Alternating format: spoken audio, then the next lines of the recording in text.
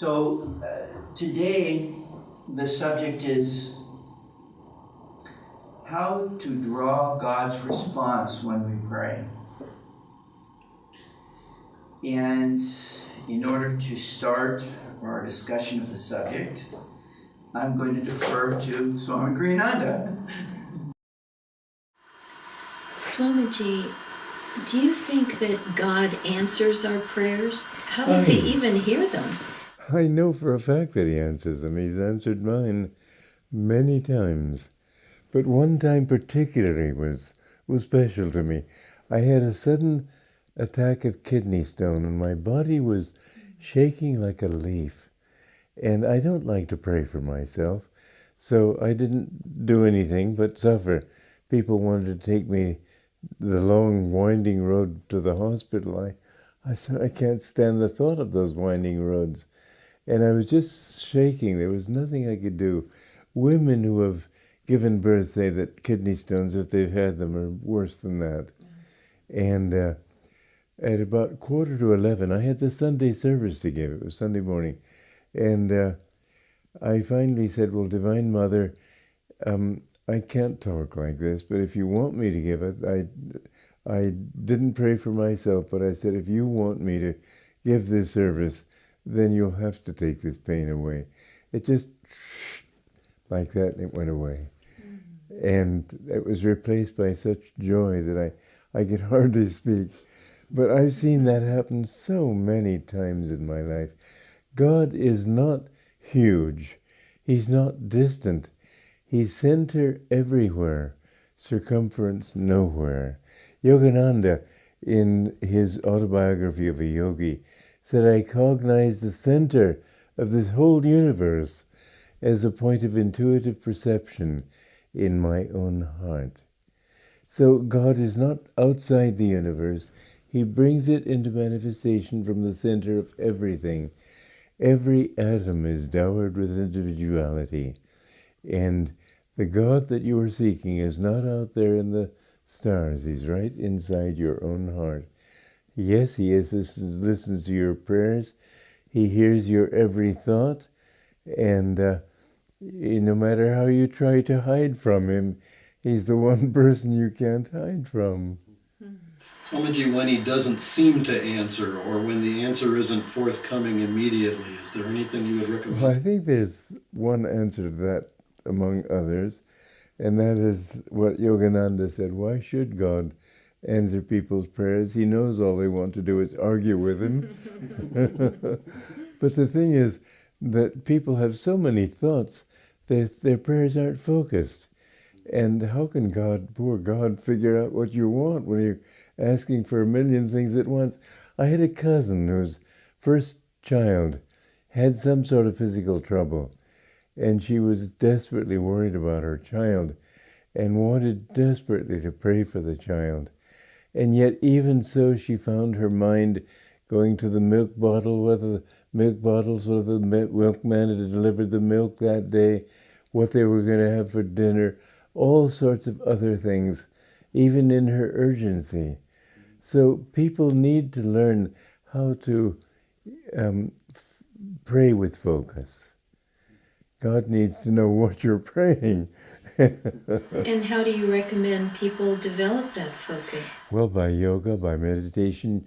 Yoga is not some sort of a magic thing. Yoga is teaching you to direct all your energy in one way so that energy can flow to you. Really speaking, your success in life depends upon your concentration. Concentration, willpower. You know, when you put I've said this before, when you put an electric current through an electric wire, it generates a magnetic force. The greater the force of electricity, the greater the magnetic field. And so when we put a great deal of willpower and energy into what we're doing, we can attract success. But it depends upon our mind. This universe is made of consciousness. It is not a solid universe. It's energy. Energy is a manifestation of thoughts. Thoughts are a manifestation of consciousness. Swamiji, why do we need to pray? Doesn't God know what's best anyway? It's good to share your thoughts with him. You know, Yogananda said this also in Autobiography of a Yogi. He said that thoughts are universally, not individually rooted. And it depends upon our level of consciousness. When our level of consciousness is in the lower part of the body, lower part of the spine, we're thinking of sex and food and pleasures and material things. When our energy can rise, then we're thinking more spiritual things. So if we pray to God, then our energy is more likely to go upward, and the kind of things that will attract to us will be also of a higher kind. So it's good to pray for other people. Definitely it's good to pray for other people. I don't like to pray for myself because I don't like to stress my ego. And the whole spiritual path is to get out of this thought of ego.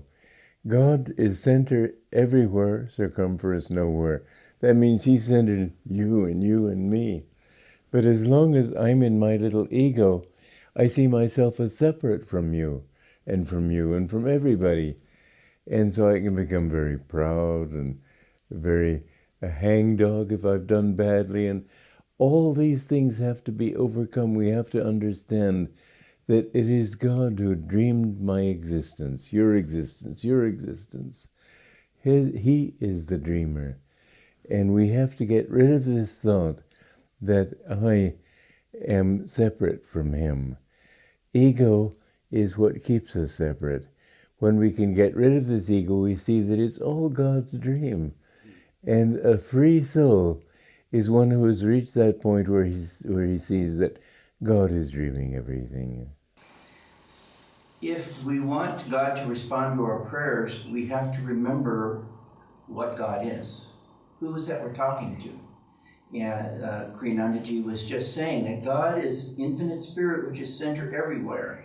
That means God's center is right here in our center, in our hearts. There's a tendency to think, okay, now let's see, God is the creation, but God is beyond the creation. So at the end of the border of the creation somewhere, God must be out there somewhere. That's what he was saying, in space somewhere, out there. This is incorrect thinking. God is right here, right now. So as Kriyanandaji said, God hears our thoughts. God knows what's going on.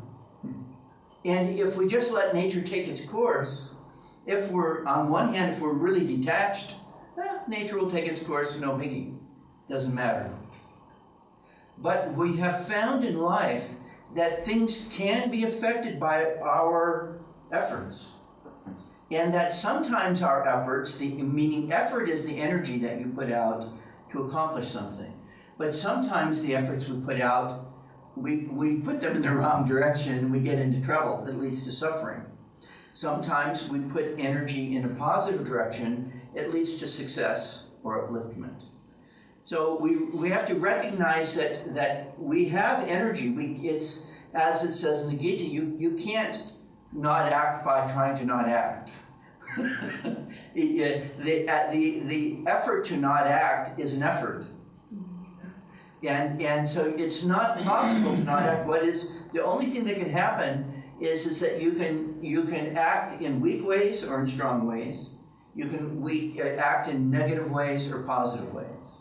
And of course, negativity and positivity is always relative to where we're at currently. So for us, going up towards upliftment, we're starting from our center. Somebody else may be on a different stage of evolution. So we know that our efforts can make effect, and God does hear everything. I was a little surprised to hear Swamiji say that God doesn't know what we want. But you have to think that God is manifesting through us, and when God manifests through us with confusion, then God, beyond the creation, accepts that confusion until it becomes clear in some way.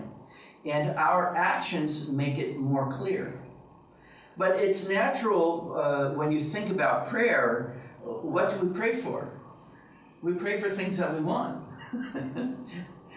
Sometimes we pray against things that we don't want, but that's a form of I want that not to happen. So we're always praying for things that we want. Now, some of these things are things that are for us as individuals, but sometimes those prayers are for others.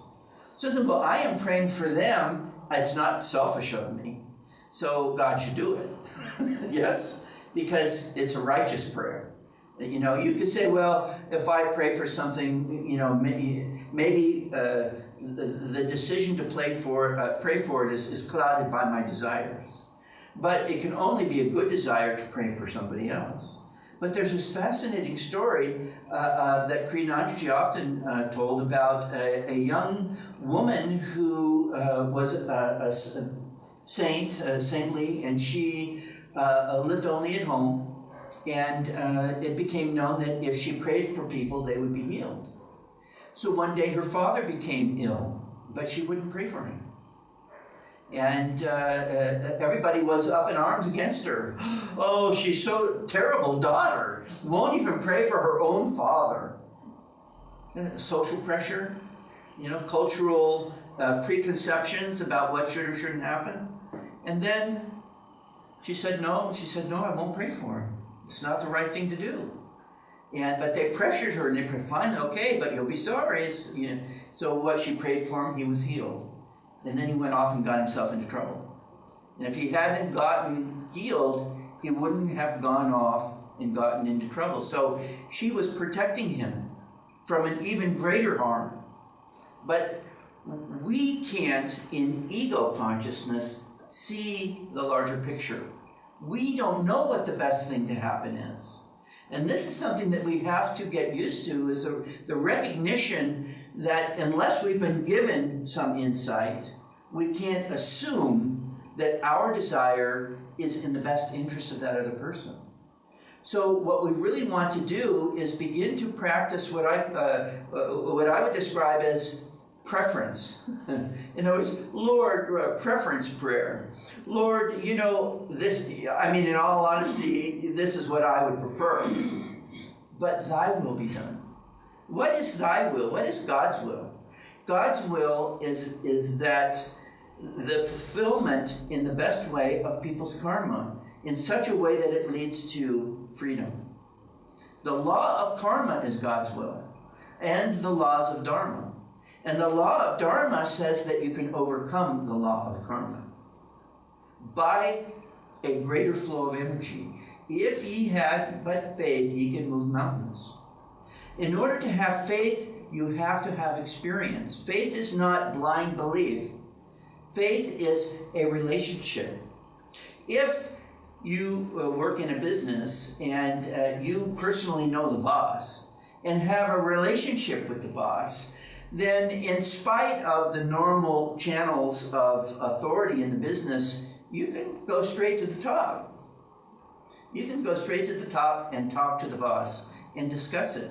You have a relationship. You don't often tell the boss what to do you? So what is it that we think we should be telling God what to do, in spite of the fact that it's our desire? So, look, I know you're the Lord of the universe, but in this case, I know better than you what should be happening.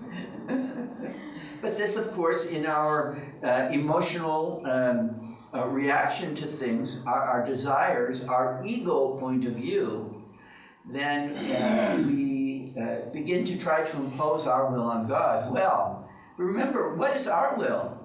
Our will is a confused expression of God's will, because God has made us. We are a part of God's will.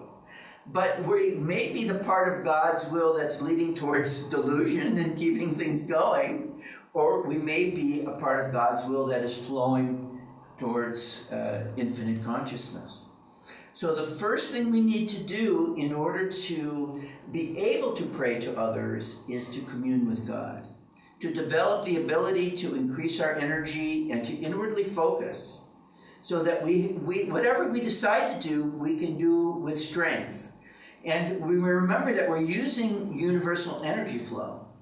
So, there have been great evil people. They were using their access to energy to be greatly evil they were tapping the universal source. But the universal source allows them to go into a positive or negative direction. In order to be a success in life, whether you want to be a success in business or in relationships or in prayer, you have to have focus and energy.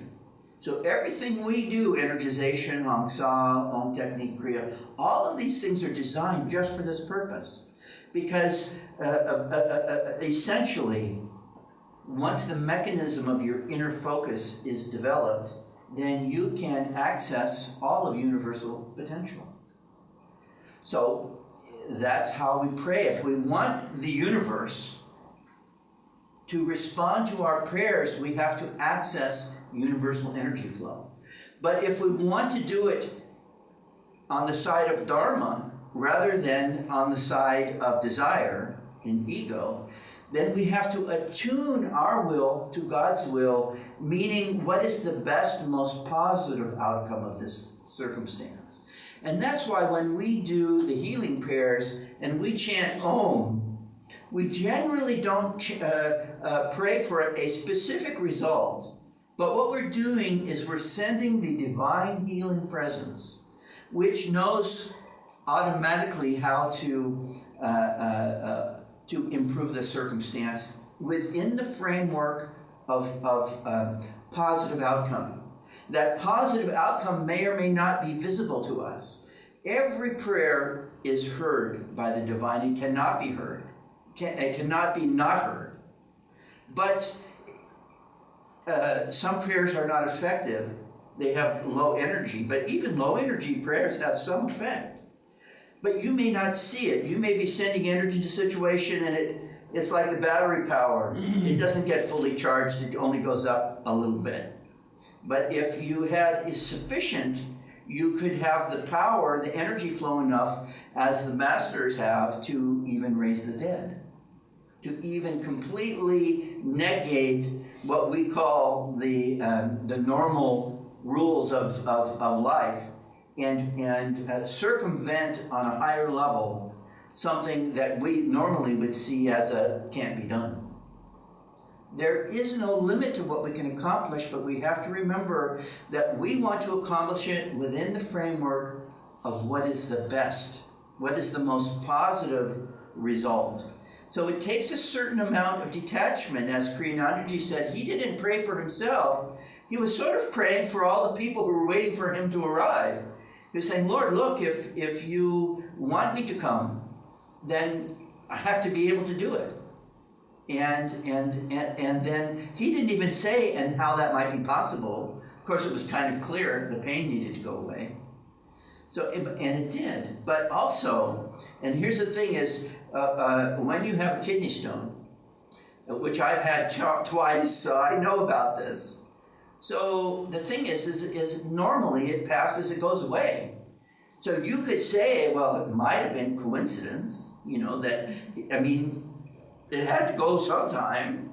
But what he didn't talk about it as much on this. He mentioned it only briefly. He said he felt good, but he felt so good he couldn't talk. So he went up to the temple and he was just. So this is something that doesn't happen if he had prayed for it to go away and it went away, you might have been able to claim coincidence. But when you become overwhelmed with a blissful presence, then that's not under the realms of physiological change. And I love the way that he started this, because he's of course God can hear your prayer. It was like, what are you, nuts? And you see, most people think that God answering prayer is dicey at best. It's not. It's very unlikely. And people pray thinking, well, I might as well give it a shot. I mean, I really do want them to get better, and I don't have anything else I can do.